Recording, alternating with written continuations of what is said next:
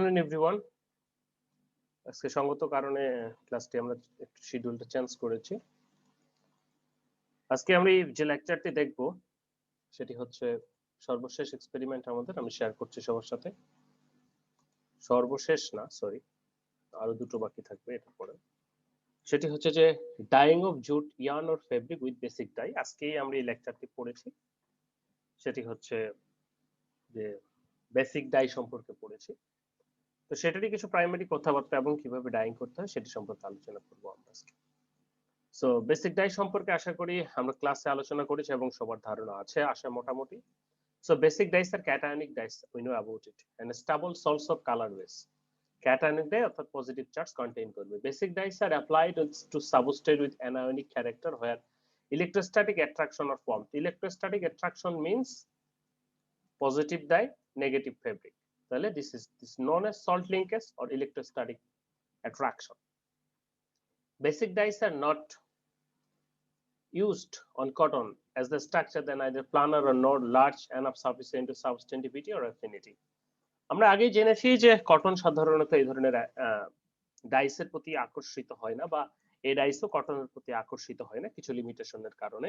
তার ভিতরে আমরা অনেকগুলো দেখেছি, কিন্তু জুটের প্রতি আকর্ষিত হয় কি কি কারণে সেটা আমরা দেখেছি।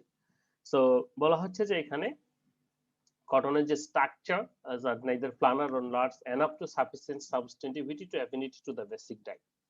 যাই হোক, the basic dyes are called cationic dyes because the chromophore basic molecules are contain positive charge. The basic dyes react on the basic side of the isoelectric points, and basic dyes are salts, usually chlorides, which diastub in the basic or positive radical. And basic dyes are powerful coloring agent applied wool, silk, and more acrylic fibers, etc. আমরা সেগুলো সম্পর্কে জেনেছি already, যে jute ফাইবারের প্রতি আকর্ষিত হয় তার অনেকগুলো কারণ দেখেছি, যেটাতে লিগনিন থাকছে, তারপর প্লানার লার্জ স্ট্রাকচার, আরো মোটামুটি চারটা কারণ আমরা দেখেছি। তো তাহলে বেসিক ডাইস এর কেমিস্ট্রিটা হচ্ছে জুটের সাথে basic dyes positive charge, jute negative charge. This positive and negative charge পরস্পরের সাথে ইলেকট্রোস্ট্যাটিক অ্যাট্রাকশনের মাধ্যমে বন্ড তৈরি করে, অর্থাৎ সল্ট লিঙ্কেজ বা যেটাই বলি না কেন বন্ড তৈরি করে। ওকে, তো আমরা যদি কটন ডাইং করি তো সেই ক্ষেত্রে আবার একটা ভিন্ন হবে, মডার্ন টিং করে আসলে আমাদের তখন করতে হবে। ওকে, তো অবজেক্টিভসটা কি বলা হচ্ছে যে to dye the jute yarn, to know about the basic dye stuff, to know it's how it works, and idea dyeing curve on jute yarn, to know about the recipe. তোমাদের বাসার যে কাজ দিছিলাম হোম টাস্ক, সেটার যে কি অবস্থা সেটা তোমরাই ভালো জানো। যাই হোক, কেউ কোনোদিন দেখাই এলো না, বললাও না যে স্যার এখানে প্রবলেম বুঝি না, বা কেউ কোনোদিন কিছুই বললে না। যাই হোক, তো এই আজকের এই এক্সপেরিমেন্টের জন্য কি কি লাগবে, আগের মতোই beaker, glass rod, pipette, measuring cylinder, balance, sample dyeing machine, etcetera. ঈদের পর যদি এভরিথিং ওকে থাকে, তোমরা যদি ক্যাম্পাসে আসো, আমি আগেও বলেছি এখনো বলছি, সবকিছু রেডি রাখবা, আমরা জাস্ট ল্যাব করব। তো রেসিপিটা কি তখন নতুন করে কিন্তু আমি কোনো কিছু বলে দিব না। যাই হোক, তো আমাদের রেসিপিটা ডিপেন্ড করছে কতটুকু কত শেডে ডাইং করব, ডার্ক শেড করব নাকি লাইট শেড করব। তো এটা সাধারণত যে সমস্ত বায়াররা আমাদের কাছ থেকে কিনে নেয় তাদের উপর ডিপেন্ড করে, অথবা আমরা চাইলে নিজেদের মতো করতে পারি। যখন আমরা ল্যাবে করব তখন আমরা নিজেদের মতোই করব। ঠিক আছে, এখানে যেটা ডাইস্টাপ 1 weight%, মোটামুটি 1 weight% বলতে যেটা আমরা বুঝাই যে ফেব্রিকের ওজনের 1 weight%। এসিটিক অ্যাসিড, কেন এসিটিক অ্যাসিড দিব? Not controlling the pH. Acetic অ্যাসিডটা দিব হচ্ছে যে আমাদের বেসিক ডাইটাকে একটু সলিউবল করার জন্য। Sodium acetate, fixation, temperature, time, metal to liquid ratio 1:30 এখানে বলা হচ্ছে, আমরা 20 অথবা 10ও করতে পারি। ওকে, যেহেতু জুট অ্যাভেলেবল আমরা জুট দিয়ে করব। ক্যালকুলেশনটা কি? This is very simple calculation, বারবার তোমাদেরকে দেখিয়ে দিয়েছি, সবার পারার কথা। এরপরেও যদি না পারো আবার আমাকে জিজ্ঞেস করবে, আমি শিখিয়ে দেবো। তো স্যাম্পল অয়েল এখানে 5 gram, total metal to liquid ratio এখানে হিসাব করা হয়েছে 1:30, তাহলে 5 এর সাথে গুণ হবে 150 মিলি। ওকে, একইভাবে কত পার্সেন্ট ডাই? 1% ডাই, তাহলে কত 1%? 5 গ্রাম স্যাম্পলের 1% ডাই, তাহলে 100 দিয়ে ভাগ, তাহলে 0.05 গ্রাম। ওকে, অ্যাসিটিক অ্যাসিড, এটা যদি তুমি এভাবে হিসাব করে নিতে চাও নিতে পারো, অথবা তুমি যদি চাও যে এটাকে আমি শুধুমাত্র ডিসলিউশন করার জন্য যতটুকু দরকার এটা হতে পারে যে কত গ্রাম পার লিটার ছিল, আমরা যদি দেখি যে 1 মিলি পার লিটার, তার মানে কি যে 1/1000 গুণন 150, তাহলে 150 মিলির জন্য দরকার 0.015 মিলি। এই পরিমাণ মাপা যাবে না, সেজন্য আমাদের স্টক সলিউশন করে নিতে হবে। স্টক সলিউশনের হিসাবে পড়ে আসতেছি। সোডিয়াম অ্যাসিটেট, সোডিয়াম অ্যাসিটেটের কথা যদি বলি, একইভাবে সোডিয়াম অ্যাসিটেট এখানে কত আছে যে 2 গ্রাম পার লিটার। তাহলে 2 গ্রাম পার লিটার থাকলে 150 মিলির জন্য কতটুকু হবে? 2.3 গ্রাম। 0.3 গ্রাম মাপা যাবে। চাইলে যদি তোমরা স্টক সলিউশন করতে চাও করা যাবে। তো ধরে নেই স্টক সলিউশন করব। তো প্রথম দিকে আসি, প্রথমে 150 মিলি মাপতে কোনো সমস্যা নেই, বেসিকটাই 0.05 গ্রাম মাপতে একটু সমস্যা। তো 1% 1 ওয়েট পার্সেন্ট যদি আমরা স্টক সলিউশন করি, 1 ওয়েট পার্সেন্ট স্টক সলিউশন মানে হচ্ছে যে 100 মিলি পানিতে ডিজলভ থাকবে 1 গ্রাম ডাই। তাহলে 1 মিলিতে কত থাকছে? 1/100, ঠিক আছে, সমান কত হয়? 0.01 নাকি 001 কত হয়? হ্যালো, কি অবস্থা? জি সবাই স্যার, শুনতে শুনতে পাচ্ছ পাচ্ছি না? স্যার। হ্যাঁ, জি স্যার। হা হু করো নাকি? এটা তো ক্যালকুলেটর করা লাগবে না। ওকে, জি স্যার। তো এখন আমাদের কতটুকু লাগবে? 0.5 গ্রাম, তাই না? জি তাহলে স্যার। এই যে সলিউশনের 1 মিলিতে কত আছে? এতটুকু। তাহলে এটা দিয়ে ভাগ দিলে বের হয়ে যাবে। তোমরা যদি এটা না বুঝো সহজটা, তাহলে এই যে এখানে প্রতি মিলিতে 0.01 আছে, এখানে কত আছে? তাহলে 0.05 কে ভাগ দাও কত দিয়ে? 0.01 দিয়ে। 01 স্যার। কত আসবে? Sir 50 sir. হাইট, 50 আসবে কেন? না স্যার, না স্যার, না স্যার, না। 0.05 ভাগ হচ্ছে 0.01, 5 আসবে, 5। 5 স্যার, 5 আসবে স্যার। হ্যাঁ, তাহলে এখান থেকে 5 মিলি নিবা। আমি সেটাই বলছিলাম যে তাহলে এখান থেকে কত মিলি নিলে এটা মিট করে? তাহলে 5 মিলি নিলে আমাদের এই পরিমাণটা মিট করে। ওকে, একইভাবে অ্যাসিটিক অ্যাসিড, অ্যাসিটিক অ্যাসিডের ইয়েটা যদি তুমি ইয়ে করো, তাহলে অ্যাসিডের কতটুকু? 0.15। এটার একটু ঝামেলা, এটারটা করতে গেলে তোমাকে একটু ওয়েট পার্সেন্টটা কমাইতে অথবা বাড়াইতে হবে, ঠিক আছে, যেহেতু 0.15, তাহলে 15 এর গুণিতক নিতে হবে অ্যাসিডিক অ্যাসিডের ক্ষেত্রে। তাহলে আমরা অ্যাসিডিক অ্যাসিডের ক্ষেত্রে যদি করি, তাহলে কত হবে? আমরা 0.001 দরকার হবে এটার জন্য। তাহলে এটা আরেকটু ডাইলুট করে নিতে হবে, যেহেতু এখানে আসে 0.015। তাহলে আমরা যদি এটাকে ভাগ দেই, এটাকে ভাগ দাও এটা দিয়ে, 0.01 দিয়ে কত আসবে? আমরা যদি 0.01 কে ভাগ দেই, 0.015 ভাগ হচ্ছে কত? 0.01, কত আসে রায়ান? Sir 15 sir. 15 হবে স্যার। 15 আসবে। আরে বকা ছেলে, 0.015 কে ভাগ দিবা প্রতি মিলি 0.01 দিয়ে, কত আসবে? 15। হুম, জি স্যার। কিভাবে 15 আসবে? ওরে ভাই রে, 0.015 একে ভাগ দিবা 0.01 দিয়ে, কত আসবে? স্যার 1 তাহলে 1.5 আসছে স্যার। হ্যাঁ, 1.5 মিলি। তাহলে স্যার একটা 1.5 মিলি নিলেই হবে। ওকে, শূন্য বেশি দেখছি। আচ্ছা, এর ফলে হলো কত? 0.3 গ্রাম। একে ভাগ দাও, 0.01 দিয়ে ভাগ দাও 3 কে, 0.3 কে, কই ভাগ দাও?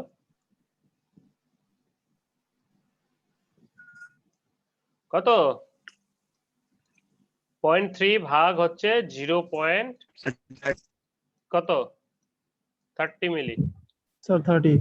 হ্যাঁ, তাহলে আমরা যদি 1% স্টক সলিউশন করি, সেখান থেকে এটাকে ভাগ দিলে যত মিলি হবে তত মিলি এখানে নিয়ে নিব। তাহলে এখানে টোটাল লিকুয়ার 150 মিলি থাকছে। বেসিক ডাইটাকে আমাদের 5 মিলি লেখা, বুঝি নাই রায়ান। অ্যাসিটিক অ্যাসিড 1.5 মিলি। সোডিয়াম অ্যাসিটেটের ক্ষেত্রে আমাদের লাগতেছে 30। তাহলে কত হলো? 30। হ্যাঁ, 5 30 35, আর হলো 35 36.5, তাই না? 36.5 এর সাথে বিয়োগ দিবা হচ্ছে টোটাল লিকুয়ার কত? 150। 150 বিয়োগ দাও, আরে 150 থেকে 36.5 বিয়োগ দাও, কত হবে? স্যার 113 মিলি। 113.5। হ্যাঁ, 113.5 হলো পানি নিব, আর বাকি এই সলিউশন গুলো নিব। ঠিক আছে, তাহলে আমাদের 5 গ্রাম স্যাম্পলের জি জন্য স্যার। 150 মিলি পানিতে একটা পট রেডি হলো। ওকে, এরপর ডাইং এ যাব। জি স্যার। তো ডাইং এর ক্ষেত্রে আমরা থিওরিতে দেখেছিলাম যে আমরা যদি চাই এটাকে ভাগ ভাগ করেও দিতে পারি। আমরা এটাও দেখেছিলাম যে লোয়ার টেম্পারেচারে ডাইংটা হবে, কিন্তু সেই ক্ষেত্রে আনইভেন ডাইংটা আসবে, যে ডাই পার্টিকেল গুলো দ্রুত ধরে যাবে। কিন্তু যদি টেম্পারেচার বাড়িয়ে দেই সেই ক্ষেত্রে বেসিক ডাইসের পক্ষে ইভেন ডাইং হবে, তখন এই টেম্পারেচারটা কি করবে, একটা রিটার্ডেন্টের কাজ করবে। সেজন্য আমরা মোটামুটি 80 বা 90 তে ডাইং করব। তো সেখানে কি ছিল, সাধারণত এখানে যদি গ্রাফ তোমরা আঁকাতে চাও, এখানে যারা দেখাইছে এটা দিতে পারো অথবা নিজেদের মতো দিতে পারো। আমি আশা করব তোমরা সবাই গ্রাফ আঁকাতে পারো। অবশ্যই আমি এরকম কন্ডিশন দিব এবং সেই কন্ডিশনে গ্রাফ আঁকাতে দিব তোমাদেরকে। কিন্তু এটার অ্যাসেসমেন্ট নিব কিভাবে সেটা বুঝতে পারছি না। যাই হোক, হয়তো সেটা বুদ্ধি হয়ে যাবে। তো এখানে প্রথমত কি করা হচ্ছে, 30 ডিগ্রি সেন্টিগ্রেড মনে করো, এটা যদি 100 ডিগ্রি সেন্টিগ্রেড হয়ে থাকে, এটা 50, ধরে নিলাম 50। তাহলে ডাইস্টাফ, অ্যাসিটিক অ্যাসিড, সোডিয়াম অ্যাসিটেট, এই অ্যাসিটিক অ্যাসিড দিয়ে আমরা পিএইচটাকে কন্ট্রোল করছি, অ্যালকালাইন। তারপরে হচ্ছে অ্যাসিটিক অ্যাসিড, অ্যাসিটিক অ্যাসিড দিয়ে আমরা ডাই সলিউশন যেটা ডিসলভ সেটা রয়েছে। সোডিয়াম অ্যাসিটেট, এটা এখানে না উল্লেখ করলেও চলবে। Sodium acetate, additional water and sample. তাহলে এডিশনাল ওয়াটার আমাদের 113 মিলি 0.5, সেটা দিয়ে প্রথমে আমরা এখানে কি করব, 5-10 মিনিট 30 ডিগ্রি যেটা রুম টেম্পারেচার সেটাতে কি করব, এটাকে ঘুরাবো। অনেকক্ষণ ধরে ঘুরানোর পর সেখান থেকে টেম্পারেচার মনে করে এটা 30 থেকে টেম্পারেচার উঠতেছে 90 ডিগ্রি সেন্টিগ্রেড। তাহলে 30 থেকে 90 এর পার্থক্য কত, 60 ডিগ্রি, তাই না? তাহলে 2 ডিগ্রি পার মিনিট যদি উঠাই, 2 ডিগ্রি পার মিনিট, তাহলে কত হবে, 30 মিনিট, তাই না? প্রতি মিনিটে 2 জি স্যার। ডিগ্রি করে উঠবে, তাহলে 2 ডিগ্রি করে উঠলে 90 তে পৌঁছাতে কত মিনিট লাগবে? তাহলে এটা হচ্ছে, এখানে মনে করো 15 মিনিট। এটা একটু হিসাব করে লিখবা, কারণ যখন স্কেল মেরে লিখবা দুই পাশে, তখন এটা যদি 15 মিনিট হয় আর এটা যদি 30 মিনিট হয়, তাহলে বিষয়টা কিরকম হয়ে গেল না, যে এইটুক দূরত্ব 30 মিনিট, এইটুক দূরত্ব 15 মিনিট। সো যখন ড্র করবা, স্কেলটা মেনটেন করে ড্র করবা। ঠিক আছে, ওকে। তখন আমরা মোটামুটি চালাইলাম 1 ঘন্টা। 1 ঘন্টা চালানোর পর আমরা ডাউন করলাম, কুলিং করলাম। কুলিং করার পর সাধারণত আমরা কোল্ড রিন্স, তারপর সোপিং বা হট রিন্স করে থাকি, সোপিং ডিটারজেন্ট দিয়ে করে থাকি, যে আনফিক্সড যে ডাইটা ফেব্রিক সারফেসে সেটা যেন রিমুভ হয়ে যায়, চলে যায়। না হলে কিন্তু আমার যে ফাস্টনেস প্রপার্টিস গুলো সেগুলো খারাপ হবে। মনে করো ফেব্রিকের উপর ডাই লেগে আছে, ধোয়া হয়নি, তাহলে মনে করো তুমি সমুদ্র সৈকতে গোসল করতে গেছো, তো গোসল করার পর সেখানে সাধারণত বালি লাগবে, যখন কাপড় চোপড় শুকাবা ভালো করে যদি তুমি না ধোও, তাহলে দেখবে যে কাপড় চোপড়ে পানি বালি লেগে আছে। ঘটনাটা ঠিক সেরকম। ডাইং করার পর যদি আমরা ওয়াশটা ভালো মতো না দিই, তাহলে যে সমস্ত ডাইগুলো ফেব্রিকের ভিতরে ঢুকে গেছে তারা তো ওকে, কিন্তু যে সমস্ত ডাই সমূহ ফেব্রিকের ভিতরে প্রবেশ করতে পারে নাই বা বন্ড করে নাই, তারা তো ফেব্রিক সারফেসে আটকে আছে, লেগে আছে, তাই না? তখন কি হবে, এই সমস্ত ডাইগুলো যখন আমরা টেস্ট করব ফার্দার, তখন এই ডাইগুলো উঠে আসবে, ফলে আমাদের রেজাল্টটা খারাপ হবে। এরপর সেখানে আমরা কিছু আফটার ট্রিটমেন্টের কথা শুনেছিলাম বা দেখেছিলাম। তো আমরা যদি চাই আফটার ট্রিটমেন্টও করতে পারি বেটার ফাস্টনেস প্রপার্টিস এর জন্য। ওকে, ওয়ার্কিং প্রসিডিউর। ওয়ার্কিং প্রসিডিউর কি, একটা জিনিস সবসময় মনে রাখবা, তোমরা যখন ডাইং কার্ভ আঁকাবা, কখনো এগুলো মুখস্থ করে নয়, নিজেদের মতো করে আঁকাইলা কিভাবে হলো, বাট তোমাকে অবশ্যই জানতে হবে কোন ডাইসের জন্য কত টেম্পারেচার, কি কি দিতে হয়, কোথায় কতক্ষণ। এই যে ডিজাইনটা স্কেল ধরে এটা নিজেরা করতে পারবা, ওই অনুসারে বর্ণনা দিবা, যে প্রথমে 30 মিনিট ঘোরাইলাম ডাইস সবকিছু দিয়ে, তারপর 30 থেকে 60 উঠালাম। অথবা সেখানে কিন্তু আমরা ভাগে ভাগে দিচ্ছিলাম ডাইস এবং কেমিক্যাল গুলো, যে 3টি ভাগে নিলাম। এখানে 3টি ভাগ করে দিতে পারো, 30 থেকে 50-এ উঠলে একটা, 50 থেকে 70-এ উঠলে একটা, আর 90-তে উঠে একটা দিলা, 3 ভাগে দিতে পারো। অথবা এখানে 30 মিনিট চালার পর দিতে পারো, নো বেটার। ঘটনা হচ্ছে যে তুমি কিভাবে অ্যাপ্লাই করছো সেটা তুমি তোমার মতো করে বর্ণনা করবা। এখন তুমি যদি এটাকে গদ বাঁধা পড়ো হ্যাঁ করে, তাহলে তো হবে না। You should learn about it, এটা বুঝতে হবে যে প্রসেসটা কিরকম করে কি হচ্ছে। এটা ল্যাবে করতে পারলে আরো ভালো হতো, তাহলে প্রসেস গুলো যেগুলো আমি বলতেছি সেগুলোই তোমরা করতা, তাহলে আরেকটু ক্লারিফিকেশন আসতো।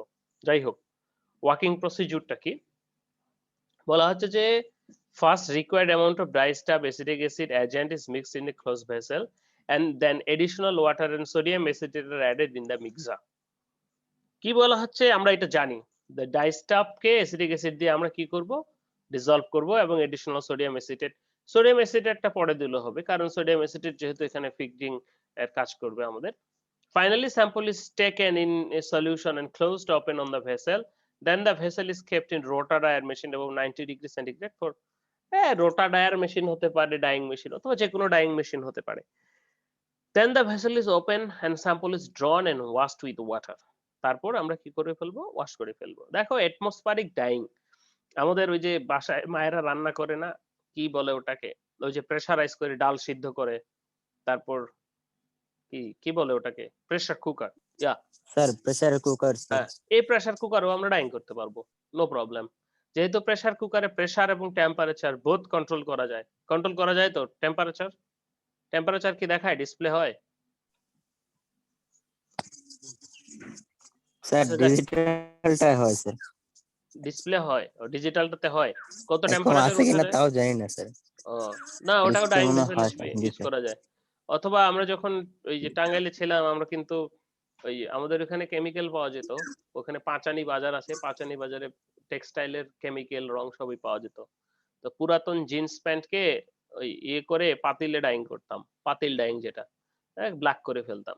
ঠিক আছে, সো এরকম ছোটখাটো এক্সপেরিমেন্ট নিজেরাই করতে পারো। তারপর যারা জুটের কাজ জানো, বা ওই যে অনেক সময় মেয়েরা হস্তশিল্প, বাংলাদেশে জুট গুডস রপ্তানি করছে কিন্তু অনেকেই, তোমরা দেখে থাকবে, জুতা থেকে শুরু করে অনেক কিছু। আমিও তোমাদেরকে বলি কাজ করার জন্য, যাই হোক হয়তো সামনে করবা। তাহলে এই কালারের ক্ষেত্রে কিন্তু এটা সহজেই এই মেকানিজম ইউজ করে কিন্তু তোমরা কালার করতে পারো। এবং জুট গুডস অনেক ভালো, বিশেষ করে আমাদের ইয়ের ক্ষেত্রে, ওই যে কি বলে, আরে নাম ভুলে গেলাম, মেঝেতে যায় কার্পেট তৈরি করা হয়। ওকে, প্রিকশনটা কি, the do sample kept uniformity in the mixer, otherwise non-uniform dyeing will do। Amount of chemical and water must be accurate, chemical must mix with the water very well। This is common phenomena to all, যে অবশ্যই আমাদের যে মাপগুলি, সে মাপগুলি ঠিকঠাক মতো নিতে হবে। তুমি যখন হায়ার স্কেলে কাজ করতে যাবে উচ্চতর গবেষণার জন্য, তখন তোমার এই মাপের প্রতি আরো কেয়ারফুল হতে হবে। কারণ আমরা এখন যেভাবে পিপেট দিয়ে পানি মাপি, মেজারিং সিলিন্ডার দিয়ে পানি মাপি, হ্যাঁ, তাতে আমাদের অনেকে তো আমরা পানি মাপাই জানি না, ভুল হয়ে যায়। ঠিক আছে, সো একটু এদিক সেদিক হলে কিন্তু হায়ার স্কেলের ক্ষেত্রে যখন উচ্চতর গবেষণা করবা তোমরা, খুবই ডিফিকাল্ট। সো এই ছিল আজকে আমাদের যেটা বেসিক ডাই দিয়ে জুট ডাইং। তো একই ধারে বেসিক ডাই দিয়ে কটন ডাইং ও হতে পারে। তো কটন ডাইং এর জন্য সাধারণত আমরা পড়েছি আজকে যে মডার্নটিং করতে হয়। মডার্নটিংটা কি, যে যে কোনো প্রকার মডার্ন যাদেরকে বলা হচ্ছে বিভিন্ন প্রকার কমপ্লেক্স এজেন্ট, সেটা হতে পারে আয়রন, হতে পারে অ্যালাম, হতে পারে ওই যে আমরা ফিটকিরি গালে দেই না, ফিটকিরি অ্যালাম, অথবা ন্যাচারাল মডার্নটের ক্ষেত্রে যেমন ট্যানিক জি অ্যাসিড স্যার। আছে, এরকম ট্যানিক অ্যাসিড যুক্ত আমলকি, বা আমরা আরো কিছু যেমন পমগ্রানেট রয়েছে, ওই যে ডালিমের খোসা, তেঁতুলের বিচি, এগুলাতেও কিন্তু প্রচুর পরিমাণে ট্যানিন বা এই ধরনের মডার্নটিং এজেন্ট থাকে, মানে এরকম মেটাল কমপ্লেক্স থাকে যারা ফেব্রিকের উপর অ্যাটাচ হয়ে তারপর ডাইং করা হয়। এগুলো দিয়ে তারপর ডাইং করলে ফেব্রিকটা ডাইং হবে, কটনটা ডাইং হবে। তো কটন ডাইং এর জন্য যেহেতু আমাদের এখন রিঅ্যাক্টিভ ডাই অ্যাভেলেবল, যদিও আমরা রিঅ্যাক্টিভ ডাই পড়ি নাই, আমরা ফার্স্ট সেকেন্ড ওয়েট প্রসেসিং 2 তে পড়বো। তো ওয়েট প্রসেসিং 1 এ কিন্তু আমরা অলরেডি ডিরেক্ট ডাই পড়েছি। So direct dye is much more available, so এখানে বেসিক ডাইস এর তো প্রয়োজন নাই। বিশেষ করে বেসিক ডাইস ইউজ করা হয় জুট গুডস ডাইংস এর জন্য, এবং এখন কিন্তু রিঅ্যাক্টিভ ডাই দিয়েও জুট গুডস ডাইং করা হচ্ছে। ঠিক আছে, সো এটাও কিন্তু আলাদা ইয়ে কাটতেছে। এখন কথা হচ্ছে কোনটা কতখানি ব্রাইট শেড উৎপন্ন করতে পারছে। এখন এই ডাইস গুলো তো আর একদিনে হয়নি, যুগের প্রয়োজনে, সময়ের প্রয়োজনে আস্তে আস্তে ডেভেলপ হতে হতে ডাই গুলো এসেছে। যাই হোক, এখন কিন্তু মডিফাইড ডাইস পাওয়া যাচ্ছে। ঠিক আছে, এই যে রিঅ্যাক্টিভ ডাইস, এগুলো কিন্তু পলিফাংশনাল মডিফাইড করে এখন কিন্তু বাজারে আনা হচ্ছে, যেন কটনে সহজে ধরে। তো সমীক্ষায় আমরা জানি যে কটনে দেখা গেছে প্রায় 60% ডাই ধরে, বাকি 40% ডাই ধরে না, ডাই বাতে থেকে যায় বা 50% ডাই অলমোস্ট থেকে যায়। তো এখন বিভিন্ন প্রকার কোম্পানি যেমন হান্টসম্যান, পলিফাংশনাল, বাইফাংশনাল এগুলো ডাই নিয়ে এসেছে যাতে সহজেই আকর্ষিত হয়। তো যাই হোক, এই ছিল আমাদের আজকে dyeing of jute with basic gear, যেখানে আমার জুটের ক্ষেত্রে আমরা কি করছি যে জুট বেসিক ডাই দিয়ে পজিটিভ দিয়ে এবং নেগেটিভের মাধ্যমে সল্ট লিঙ্কেজ গঠন করছে। তাহলে আমরা জানতে পারলাম, রেসিপি ক্যালকুলেট করতে পারলাম। এখন যদি কোনো প্রশ্ন থাকে আমাদের এই রিলেটেড তাহলে আমরা করব, এবং আজকের এক্সপেরিমেন্ট বাদে যদি কোনো প্রশ্ন থাকে এটা আমরা পরে আলোচনা করব। এখন আমি জিজ্ঞেস করছি যে আজকের এক্সপেরিমেন্ট রিলেটেড কোনো প্রশ্ন আছে কিনা? এভরিওয়ান? না স্যার, ক্যালকুলেশন আর স্যার গ্রাফ স্যার ভালোভাবে বুঝছি, কারণ হ্যাঁ, এগুলো আগেও আমি করছি স্যার। ক্যালকুলেশন এবং গ্রাফ অবশ্যই পরীক্ষায় দিব, কিভাবে দিব আমি চিন্তা করছি, এবং তোমরা যখন ল্যাবে কাজ করবা আমাকে যেন নেক্সট টাইম বলতে না হয়। আমি সবাই, হয়তো তোমাদের সিনিয়ররাও থাকবে, সবারই ল্যাব করাবো। তো ঠিক আছে, তাহলে যদি কোনো প্রবলেম না থাকে জি তাহলে স্যার। আজকে আমরা